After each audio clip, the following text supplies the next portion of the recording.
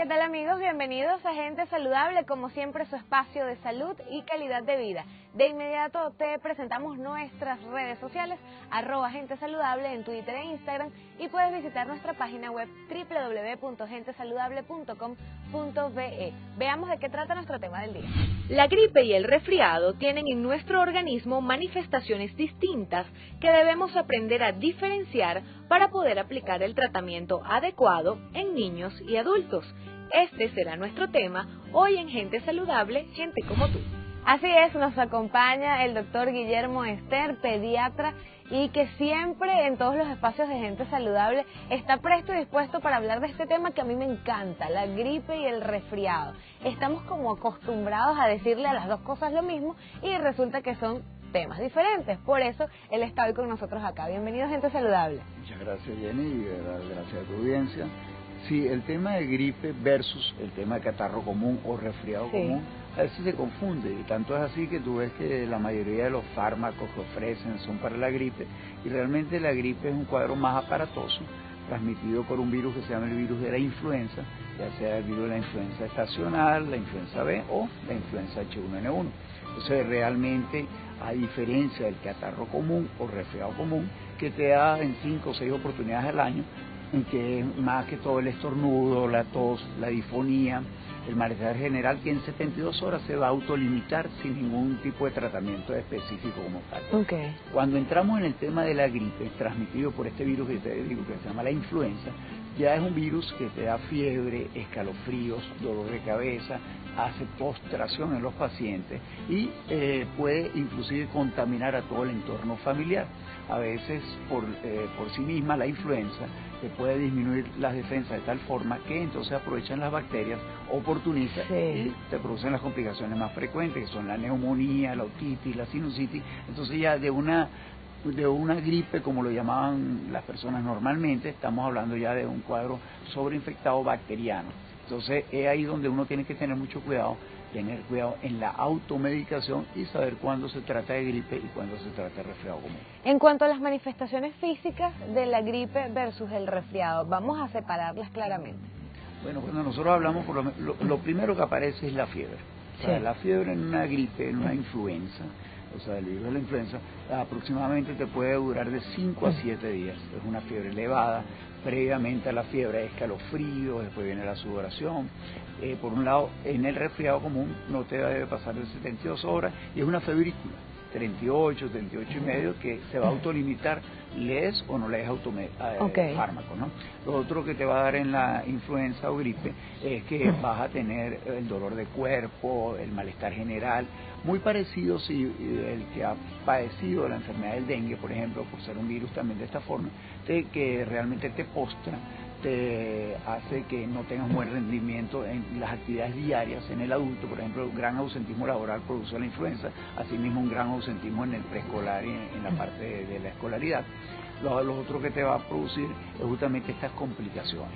Cuando hablamos del resfriado común, un cuadro de 72 horas aproximadamente, una febrícula, se autolimita, el típico catarrito, esa coriza, los ojos rojos, la tos, que dándole o no dándole farmacología, realmente el cuadro se va a autolimitar. Es importante en esa pregunta también evitar la automedicación.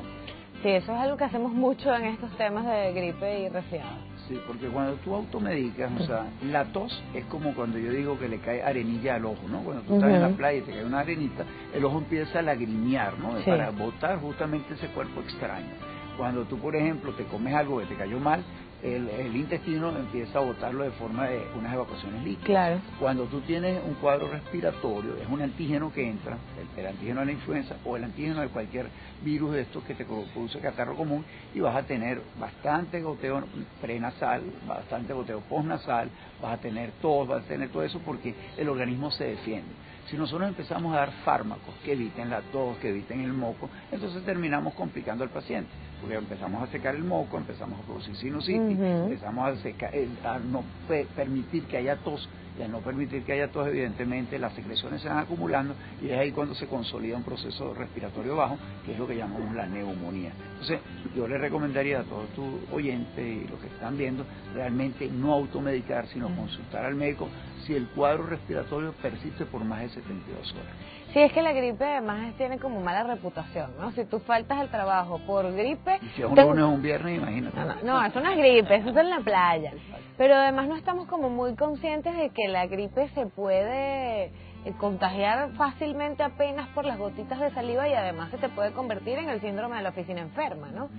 ¿Qué podemos conversarle a nuestros televidentes relacionados con este aspecto de la gripe? Sobre todo porque la mayoría de los que nos está viendo usa el metro, usa el transporte público, trabaja en una oficina y finalmente la gripe empieza como a disiparse o a transmitirse de manera libre y luego vienen las complicaciones. Pudiera ser que haya allí otro virus, otra bacteria que aproveche el camino y terminas mucho más enfermo. Bueno, en principio la primera protección contra la gripe, contra el virus de influenza, es vacunarse anualmente.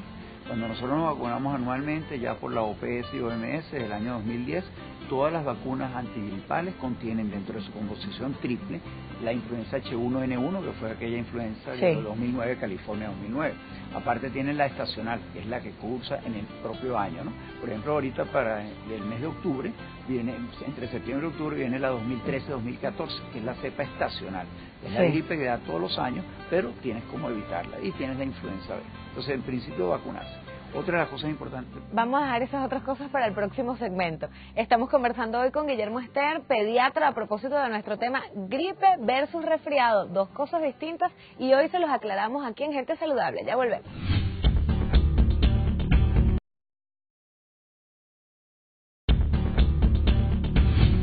Estamos de vuelta con más de Gente Saludable, gente como tú. Hoy nuestro tema, gripe versus resfriado. Guillermo Ester nos acompaña. Hablamos de todas estas cosas preventivas, digamos, la vacuna anual, la estacional, que ya se ha ido como conociendo cada año en nuestro país, que es al final del año, ¿no? Entre septiembre y octubre, más o menos, pues nosotros siempre dependemos de la influenza que circula en el hemisferio norte. Y es importante señalarte, Jenny, que la influenza se escoge en esa fecha porque nosotros tenemos más dependencia del hemisferio norte que el hemisferio sur. Sí. Y la mayoría de las veces coincide la gripe del sur con la gripe del norte. Nosotros, cuando viene el invierno hacia el norte, nosotros somos un país de tránsito. O sea, al aeropuerto llegan pasajeros, igual que a los puertos, que vienen de otros países y evidentemente ese intercambio de venir a la ciudad de Caracas o al interior del país, de personas que vienen de otros países, o las personas que viajan de Venezuela a otros países, que pueden venir con el virus de la influenza. Y también, como tú decías, en Japón, por ejemplo, por darte un ejemplo, una cultura bien importante, la gente enferma se protege para evitar que los sanos se enfermen. Aquí es al revés, aquí el sano se pone la mascarita para evitar que el enfermo. ¿Por qué? Porque hay la mala costumbre de toser sin taparse la cara, sin evitar justamente que el virus se transmita a través del flujo nasal y de las gotas de saliva, no a través del baño. Las abuelas creen que si tú bañas al niño lo vas a resfriar o le vas a dar gripe. Eso es un cuento, por la piel no entra el virus entra por la vía nasal o por la vía oral. Entonces, en la medida que nosotros agarremos conciencia como ciudadanía de que el que tiene gripe o el que tiene un resfriado común se proteja para evitar que el sano se enferme, nosotros vamos a evitar la propagación. Y de ahí la campaña de que hay que vacunar a la familia para hacer el efecto capullo. Si tú vacunas a partir de los 6 meses de edad, hasta cualquier edad de la vida, a todo ese entorno familiar que fue al consultorio, esa familia no se te va a enfermar. Cuando los niños van a la guardería, lo primero que te piden es el cartón de vacuna. Entonces, ¿qué pasa? Este es el cartón de vacuna de los niños y el cartón de vacuna de los que lo van a cuidar dónde está. O sea, realmente tu hijo está protegido de que una maestra no le dé una gripe, no le dé una conjuntivitis y no contagie a los niños. Y tú ves maestras a veces que están con conjuntivitis impartiendo clases o cuidando niños. Entonces, realmente... O con una tos tremenda. Una tos, y entonces realmente nuestros hijos, o sea, están expuestos, no a los otros niñitos, están expuestos a la... Entonces habría que pedir también el certificado de vacunación del adulto, en ese caso, para evitar que también se enfermen nuestros pacientes pediátricos. Entonces, quitar el mito de que por el agua se contamina, o sea, que nadie bañándose se va a resfriar, nada de esas cosas. O sea, lo máximo es que a veces el niñito se pegó un poco de viento, tenga unas velitas, una nariz congestionada, pero nada más a través del moco nasal y la saliva es que se va a contaminar como tal.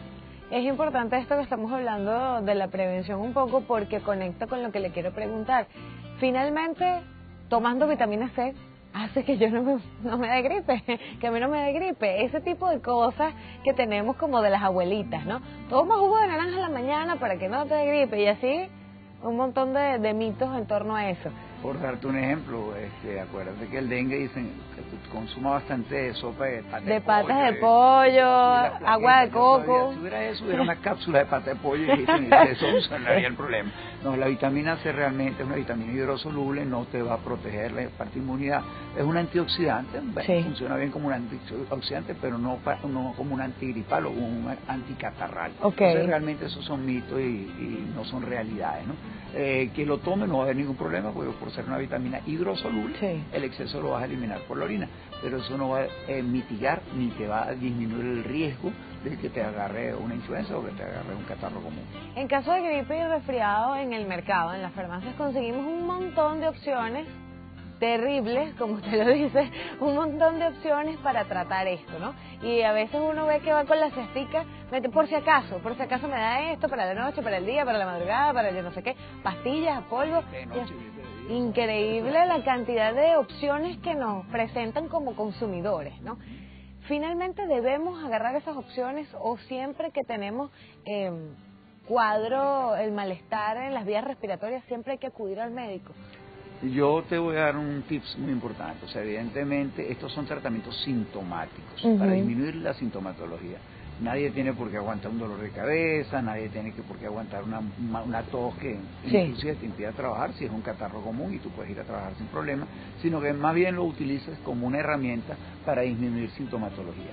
El uso de medicamentos como antifebriles, los antipiréticos, debemos usar solamente el acetaminofén, porque estamos en un país donde puede ser un dengue, puede ser una influenza, puede ser cualquier cantidad de virus, y si tú usas elementos que no sean con composición como el acetaminofén, que no produce daño a nivel de la agregación plaquetaria, lo que vas a hacer es aumentar un riesgo de sangramiento si es un dengue, y como en principio se parece mucho al comenzar cualquiera de estos cuadros, entonces cuidado con los medicamentos que vayamos a utilizar.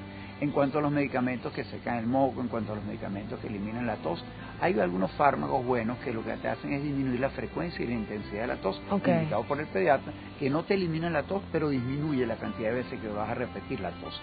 Y lo otro es no secar el moco. Muchos medicamentos que secan el moco, la mamá es feliz, pero después por dentro viene el karma, ¿no? Viene lo demás. 2 o 3 semanas, bueno, pero él tuvo un catarro previo y ahorita terminó con una neumonía, porque no permitiste que el muchacho se tosiera, que el muchacho realmente se defendiera, y lo que vino es la consecuencia de esa poca defensa de su organismo, por tanto fármacos que le aplicaron. Hoy estamos conversando con el doctor Guillermo Ester a propósito de nuestro tema gripe versus resfriado, hoy aclarando todo en torno a estos dos temas que usualmente los confundimos, creemos que uno es el otro y así sucesivamente, pero aquí en Gente Saludable el día de hoy todos los tips para que usted en su casa tenga las herramientas como tratar estos temas. Ya volvemos.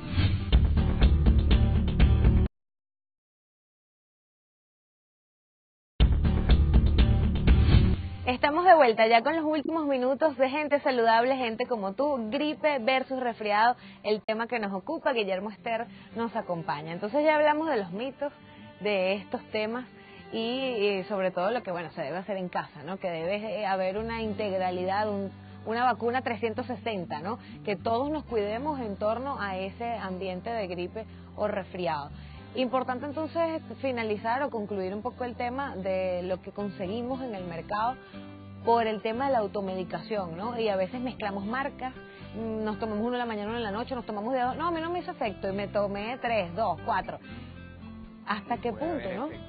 Pueden haber efectos adversos, ese es el punto que quiero que me aclare. En otros países, los países europeos y eso, tú ves que cuando tú vendes 2 fármacos que tienen composición parecida y pueden hacer interferencia o pueden hacer efectos adversos, inmediatamente cuando tú vas a hacerle la cuenta al paciente, choca y no te permiten vender uno u otro junto, ¿no? Entonces aquí no existe eso, aquí tú puedes meter una cesta de medicamentos y todo lo va a... Y muchos de estos medicamentos en combinación pueden hacer efectos colaterales. Entonces, a la hora de administrar cualquier automedicarse con cualquiera de estos fármacos, siempre consultar al médico, ya sea pediátrico o sea adulto, porque realmente el adulto no escapa de complicaciones. O sea, nosotros tenemos que saber que por eso que hay pacientes postrados con una influenza y neumonía, y por eso también tenemos los niños. Entonces yo creo que lo más importante en este programa que realmente va a hacer gente saludable es evitar que el enfermo contamine. Debemos entrar por cada uno, por la conciencia, por la educación, si nosotros entendemos que al toser estamos haciéndole daño a otros pacientes, sí,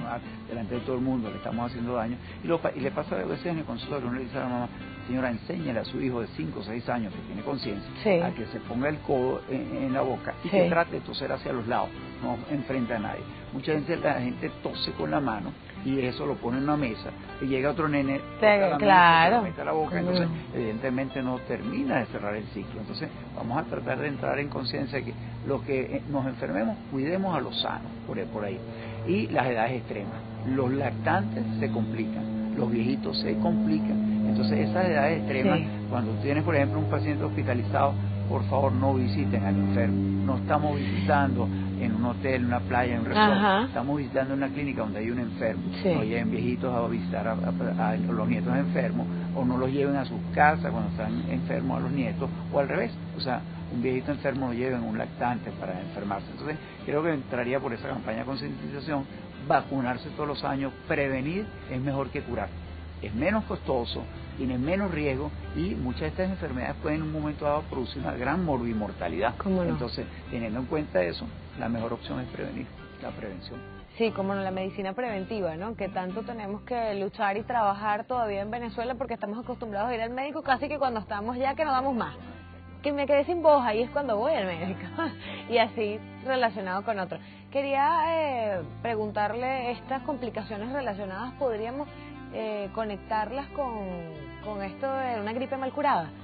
La gripe mal curada, y ese concepto lo estamos hablando todo el tiempo. Fíjate, porque eso gripe, no, yo tengo una gripe mal curada. O sea, ¿qué es eso en realidad? Yo pienso que la gripe mal curada, ese concepto de abuelita, es porque les ha dado tantos fármacos. He pasado por 8 médicos, 9 médicos para tratar de quitarle el catarrito ese que tiene, que hay tantos medicamentos encima del paciente que no has permitido defenderlo. Y por eso terminas hospitalizando a un paciente que no es con gripe, ya es con una neumonía, una sinusitis, un cuadro de hiperreactividad bronquial. Entonces, eso que ya hablamos de mal curado, el que no se curó fue porque no permitiste que se curara. Y una alerta que nos hemos dado: no usar antibióticos, estos son virus. La influenza, el catarro común son virus, y los virus no se tratan con antibióticos. Se trata con antibióticos, prescripción previa por el médico, cuando hay complicación bacteriana, y lamentablemente todavía en nuestro país hay algunos antibióticos de venta libre y otros con receta. ¿Cómo no? Deben unirse todos los antibióticos y tienen que ser bajo estricta prescripción médica con receta. En la medida que nosotros entonces evitemos el uso de antibióticos, vamos a tener también una ventaja, que nuestras bacterias van a ser menos resistentes, y la nueva era pediátrica es justamente prevención y no curación. O sea, producir cuestiones que nos prevengan enfermedades. Siempre hay que tratar la gripe y el resfriado, porque por ejemplo en el caso del resfriado a veces uno deja que pasen los días y eso cede solo, ¿no? O sea, pareciera que es como que el cuerpo necesita depurar un poco las vías respiratorias y a los días ya se te pasa. ¿Es necesario que lo trates con algo? No. O sea, tú vas a tratar como te explicaba al principio. O sea, si tienes dolor de cabeza, si el paciente está lloroso, si estamos hablando de un niño pequeño, bueno, sí, dale acetaminofén, dale algo para mitigar un poquito esos síntomas, pero no para tratar. O sea, tú no estás tratando el problema.